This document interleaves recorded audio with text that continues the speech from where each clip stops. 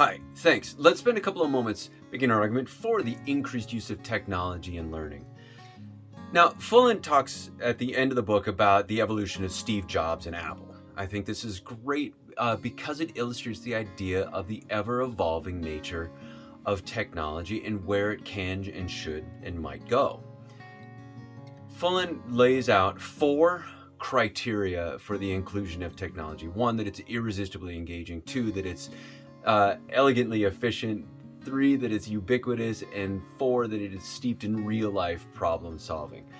I think this is a smart foundation for how one might develop a rubric for the inclusion of any technology going forward, in which case I'm going to make the strong case for a strong infrastructure.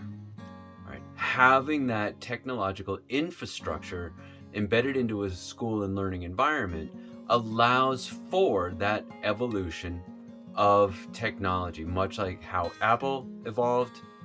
I would make the case that there needs to be the conditions for the technology within a school to evolve. I'm going to zero in on the idea of the Chromebook.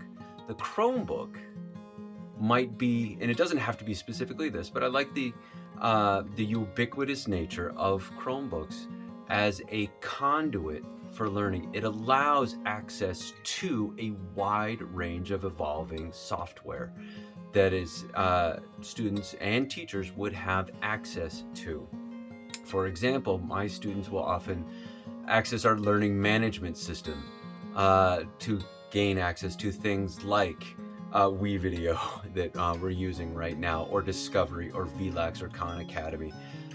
When those elements are baked in to the software, it further enhances that learning management system that is accessed via the Chromebook. You see where the layers are coming into place here?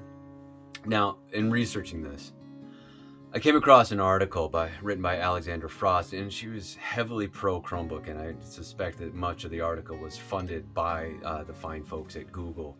But the suggestion was this, and this kicked me right in my personal leanings, is that teachers also get on the Chromebook platform. And what this ultimately does is, with this reliable system, with this reliable infrastructure, it allows students and teachers to be speaking the same language, using the same tools, and ultimately have that sense of we are in this same community together. And the technological troubleshooting and problem solving is that same real life piece. And if they're on the same page, it would ultimately free up our IT departments to be looking for and training our teachers and students on what is coming up and what is evolving next, kind of cycling back around to that Steve Jobs model, that what we have this year may not be the same as next year, but it should build on what was already there. The platform is in place. So are Chromebooks reliable and quick loading? Yeah, absolutely. That would be the elegantly efficient component. Are they an irresistible gateway? That could be argued, but a gateway nonetheless. Are they ubiquitous? Research suggests that more and more so, that these are becoming a key factor in one-to-one computing solutions.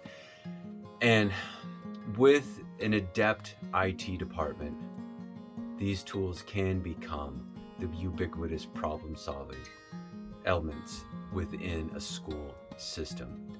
Because the problems are changing and evolving, these tools can hopefully change and evolve with students and teachers and schools as we progress